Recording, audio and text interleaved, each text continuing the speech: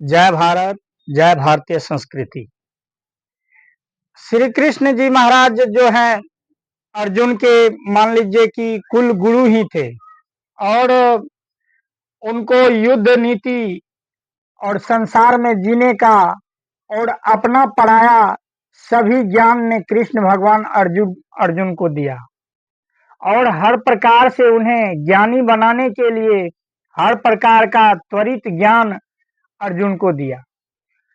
और जब भी कहीं घूमने जाते, कहीं कोई काम करने जाते तो दोनों एक साथ ही जाते। एक रोज अर्जुन से श्री कृष्ण जी बोले कि चलिए आज हम दोनों व्यक्ति कहीं जंगल घूमने जाते हैं। जब कृष्ण जी के साथ अर्जुन जंगल गए तो जंगल में अर्जुन ने देखा कि एक खरगोश, बहुत छोटे सा खरगोश घूम रहे हैं और खरगोश जो है खरपतवार ही खाते हैं। खरगोश शाकाहारी जानवर होता है, खरपतवार खा रहे थे। इस अदृश्य शक्ति को देख करके अर्जुन के मन में जो है एक विचार उत्पन्न हुआ। विचार ऐसा था कि वो सोच से परे था। अर्जुन ने बोला कि हे वसुदेव कृष्ण, क्या जीव भी अपने जीवन के लिए युद्ध, अपने जिंदगी जीने के लिए नीति का प्रयोग करता है? क्या मनुष्य के ही भांति इनका भी परिवार होता है और इनका भी रहन सहन होता है, इनका समाज होता है? इस पर कृष्ण वसुदेव सोचने लगे।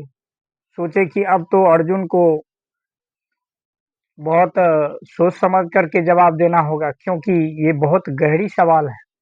अर्जुन ने आज बहुत महत्वपूर्ण सवाल पूछ दिया है, इसको बहुत सोच समझ करके जवाब देना होगा। तो कृष्ण भगवान सोचे कि क्यों न इसको एक कहानी के आधार पर ही इनको समझाया जाए। तब श्री कृष्ण जी बोले अर्जुन से कि हे पार्थ, हे अर्जुन, मैं आपको एक कहानी के तौर पर जानवर या जीव जंतु के विषय में मैं समझाना चाहता हूँ। इसके लिए आपको ये कहानी मेरे मुख से श्रवण करना होगा, सुनना होगा। आप इस कहानी को ध्यान से सुनिए। बोला ठीक है हे महाप्रभु, आप अद्भुत कहानी ही कहते हैं। आप अगर कहानी कोई कहेंगे तो उसमें बहुत गूढ़ रहस्य छिपा हुआ होगा, और आप मुझे ये कहानी कह के सुनाइए। तब श्री कृष्ण भगवान बोले कि हे अर्जुन, एक खरगोश बड़े ही चंचल थे और पिछले जन्म में वो मनुष्य थे, इस जन्म में पुनः वो खरगोश हो गए थे। और खरगोश जो है मनुष्य के संसर्ग में आने से वो पालतू हो जाते हैं। जैसे उनके बात समझने लगते हैं, वो पोष मान जाते हैं और मनुष्य के ही बीच में रहने लगता है और उनको ही अपना परिवार समझने लगता है। ऐसा बहुत सा जीव जंतु में देखा गया है और वास्तविक में है भी। बोले ठीक है, कहिए। बोला आप ध्यान से सुनिए। एक खरगोश था और वे खरगोश किसी जंगल में रहते थे। तो खरगोश बहुत चंचल स्वभाव के जीव होते हैं। कहीं पर वो थोड़ा सा भी घबराहट सुने तो वो दंग से कूद पड़ता है और भागने लगता है। उनके अंदर डर बहुत बड़ा रहता है, हर वक्त उनको डर रहता है। तो इस कारण से वो बहुत जल्दी उत्तेजित होकर के भागने लगता है। तो खरगोश बहुत तेजी से दौड़ते हुए जा रहे थे। जाते जाते जंगल में अनेकों प्रकार के पेड़ पौधा होते हैं। एक पौधा ऐसा होता है जिसको खैर का पेड़ बोलते हैं हम लोग। उसमें बहुत नुकीला सा कांटा होता है और वो आदमी को भी लग जाए तो वो चीर देता है, यानी कि फाड़ देता है, कपड़े को भी फाड़ देता है। अगर वो कपड़े पर धर ले तो कपड़े को फाड़े बगैर वो छोड़ेंगे नहीं। तो उसको जो है उस खैर के कांटा का जो है नुछार लग गया, तो पीठ खरगोश का फाट गया था, चिरा गया था, रुआं सभी उड़ गया था। तो इसी तरह उनको बहुत बड़ा घाव हो गया। तो इस घाव के दर्द से वो कराते हुए जा रहे थे। तो कराते हुए जा रहे थे तो उधर से गीदड़ महाराज आए। गीदड़ महाराज बोले कि अरे खरगोश, तुम्हें देखते हैं आजकल बहुत सुस्त रहता है, बहुत ही नॉर्मल से दिखते हो, खाना वाना भोजन क्या नहीं मिलता है तुम्हें? मूली गाजर नहीं मिलता है? अरे ढंग से भोजन करो, स्वस्थ बनो। तब खरगोश बोले कि हे हे गिदर महाराज, हे पंडित जी महाराज, आप मेरे व्यथा को समझ नहीं रहे हैं। मेरे ऊपर जो है एक कांटा लग गया है, जिससे हमको बहुत बड़ा सा घाव हो गया है। तो बोला कि अरे ये तो साधारण सी बात है, तुम सूर्य देव को सवेरे नमस्कार करके उससे याचना करो कि ये तुम्हारा घाव ठीक हो जाए। इसके बदले में तुम्हें उसे जो गछोगे, जो उनको मनोकामना करोगे, उनको उनसे तुम्हारा वो घाव ठीक हो जाएगा। सूर्य देव की कृपा से तुम्हारा घाव ठीक हो जाएगा। बाद में तुम्हें उसे अर्घदान के रूप में दे देना। तो खरगोश ने सोचा कि क्यों ना सूर्य देव का नमन किया जाए और उनसे याचना किया जाए कि मेरा घाव ठीक हो जाए। और सवेरे खरगोश उठा, बिल्कुल सूर्य उदय हुआ, उठा और नदी में स्नान किया। स्नान करके और सूर्य देव के आगे खड़ा होकर के बोले कि हे सूर्य देव महाराज, मेरे शरीर का अगर ये घाव ठीक हो जाता है तो मैं हाथी के सूंड पर के ऊपर चढ़ के और शेर का जो है सिंह का जो है कोण कलेजे आपको अर्घ दूंगा। इतना बड़ा जो खरगोश गछा कि सूर्य देव देख करके अचंभित हो गए, सुन करके अचंभित हो गए कि देखो एक छोटा सा खरगोश इतना बड़ा अर्घ मुझको गछा है, ये पूरा कैसे करेगा, ये तो बहुत छोटा है। कोई बात नहीं, चलो मैं इसका घाव को अभी तुरंत ठीक कर देता हूँ। और सूर्यदेव की कृपा से उनका घाव तुरंत ठीक हो गया। अब तो खरगोश का घाव ठीक हो गया। घाव ठीक होने के बाद खरगोश ने सोचा कि सूर्य देव से तो मैं वादा किया हूँ कि उनको सिंह के कोण कलेजे हाथी के सूर पर चढ़ के मैं अर्घदान करूंगा। ये तो सोचने वाली बात है। तो फिर उन्होंने सोचा कि क्यों ना ये सलाह जो है फिर गीदड़ महाराज से ही लिया जाए। तो गीदड़ महाराज के पास गए और बोले कि हे गीदड़ महाराज, आप मुझे रास्ता बताइए। मेरे मुख से तो ऐसा शब्द निकल गया है कि जो कि पूरा करना असंभव है। आप मुझे कोई राय दीजिए या रास्ता बताइए। तब गीदड़ महाराज बोले कि ठीक है, मैं तुम्हें रास्ता बताता हूँ। तुम जो है अपने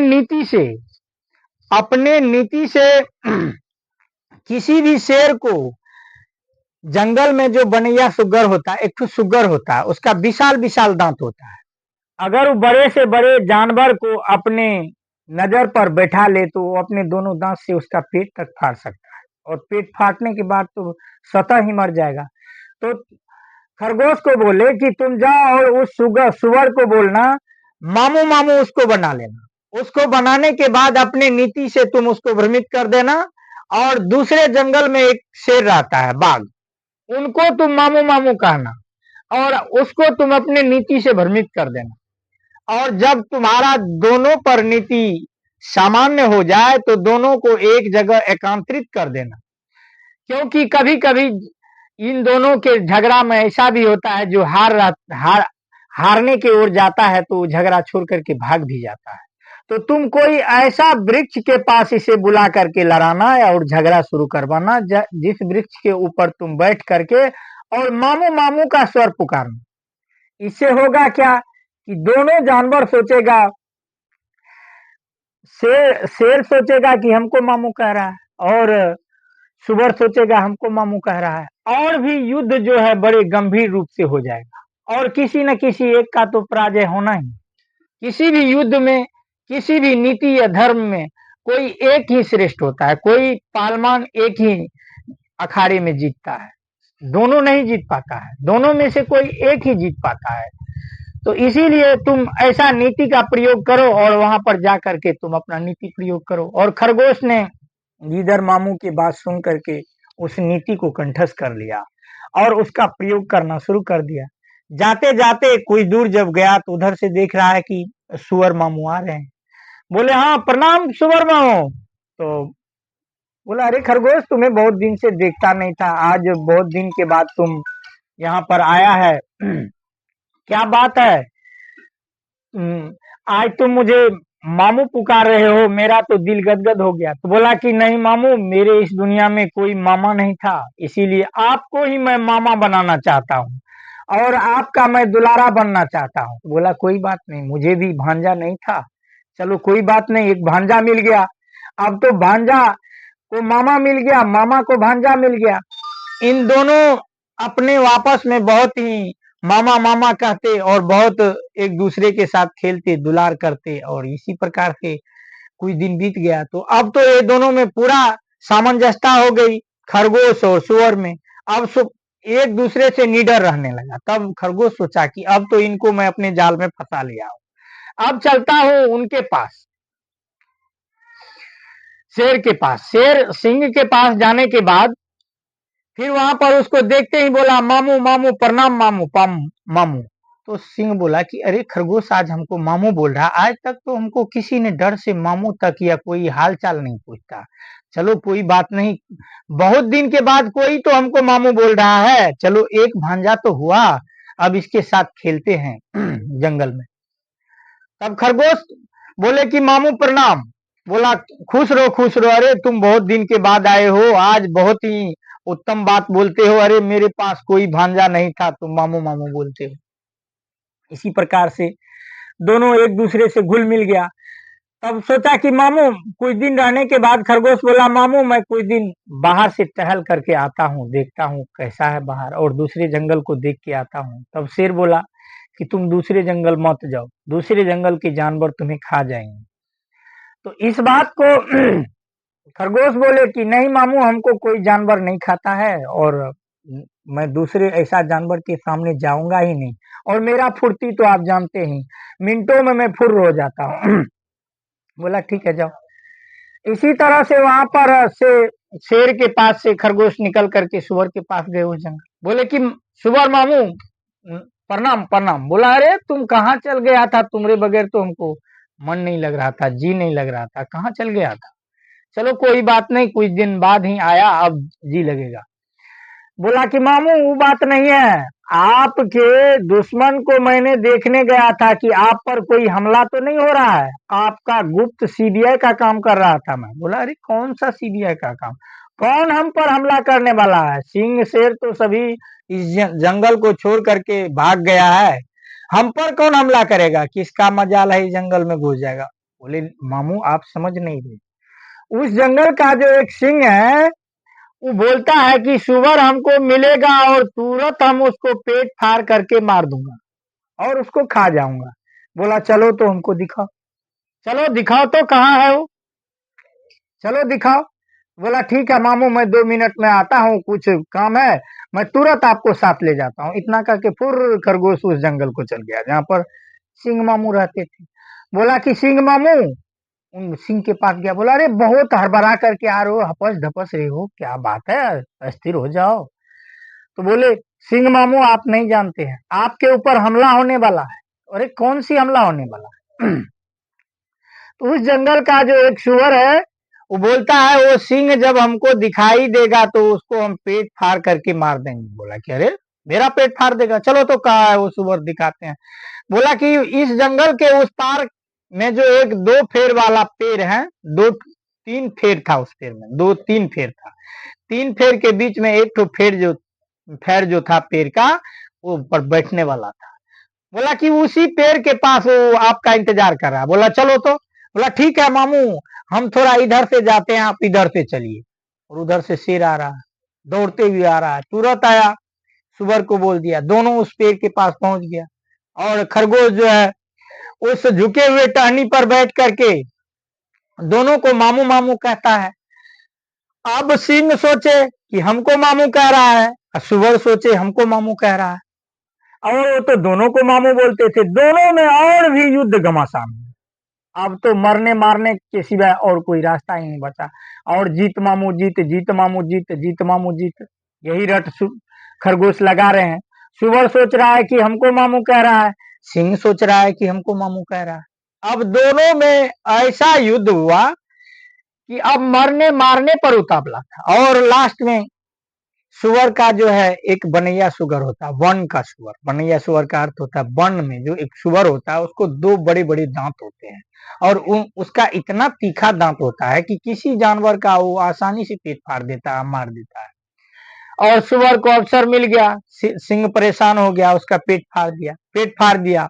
बोले कि देखो मामू, हम पेड़ पर से आपका कितना वर्णन कर रहे थे, मत पूछिए। बोला ठीक है, देखो तुमने मेरा वर्णन सही में किया, तुम अगर साथ नहीं देता इस पेड़ पर से तो इस सिंह को आज मैं नहीं मार पाता। चलो काम हो गया। अब तो खरगोश का काम हो गया। तब वो सोचा कि अब तो मेरा सिंह तो मर गया, अब मैं हाथी के सूर पर चढ़ के सूर्य देव को कैसे अर्घ दूंगा, इसका कोण कलेजे निकाल के सूर्य देव को कैसे अर्घ दूंगा। तो बोला अब इसका फिर उपाय जो है, इसका रास्ता और नीति हमको जो है गीदड़ मामू से ही पूछना पड़ेगा। दौड़ते हुए गीदड़ मामू के पास आए। गीदड़ मामू से बोले कि मामू देखो, ये जो है मैं सिंह को तो मार दिया, अब मैं उसका कोण कलेज को हाथी के सूर पर चढ़ के सूर्य देव को कैसे अर्घ दूंगा। तब बोला ठीक है, तुम्हें बताता हूँ। गन्ना का जो है, गन्ना जो होता है, केतारी जिसको बोलते हैं, उसका स्वाद हाथी को बहुत ही उत्तम लगता है। उनको खाने के लिए हाथी दौड़ पड़ता है। तो गिदड़ बताया खरगोश को कि तुम छोटे छोटे टुकड़ा गन्ने का काट करके इस चांप के तरफ जो दलदल है इसमें बिछाना, और हाथी धीरे धीरे खाते खाते स्वाद पकड़ करके इस दलदल में फंस जाएगा। अब फंसने के बाद तब तुम अपना दिमाग लगा लेना।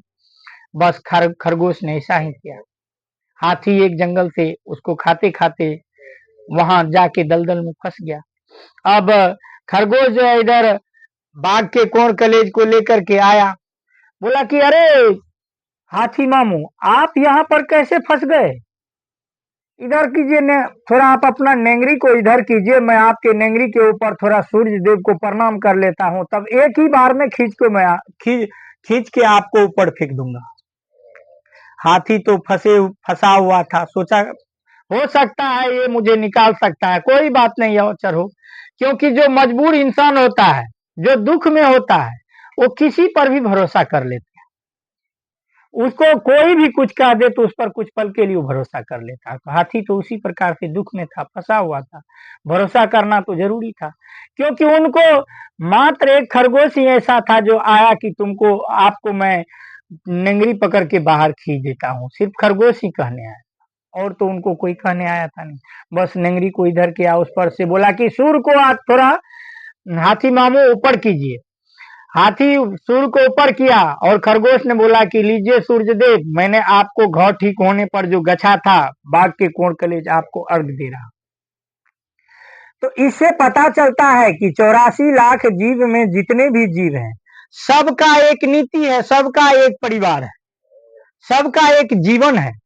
कृष्ण भगवान ने अर्जुन को बताया कि सबका एक जीवन है, सबका एक नीति है, अपने अपने क्षेत्र में अपना अपना सबका एक कार्य है, सबका एक अलग अलग भोजन है। और जीव कोई साधारण नहीं है, सब जीव को उतना ही कष्ट होता है जितना मनुष्य को होता है, उतना ही सबके पास मोह है, उतना ही सबके पास माया है, सबके पास इतना ही ललक है, सब अपने वंश परिवार का उत्थान चाहता है।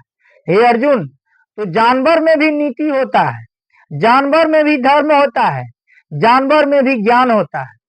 जब तक उनमें ज्ञान नहीं है तो आप एक तिनके उठाइए और इसे इशारा करिए कि मारने का इशारा कीजिए, वो तुरंत भाग जाएंगे। तो उनमें भी ज्ञान है कि ये मुझे मारना चाह रहा, इसीलिए भाग जाते। तो बस ये कथा इतना तक ही सीमित है। आप लोग मेरे वीडियो को लाइक कीजिए, फॉलो कीजिए और सब्सक्राइब कीजिए, मैं यही कहूँगा। और श्री राम भगवान ईश्वर आप लोग के परिवार और आपको सुखमय रखे, यही मेरे ओर से आशीर्वाद है। जय श्री राम, जय श्री राम, जय सनातन।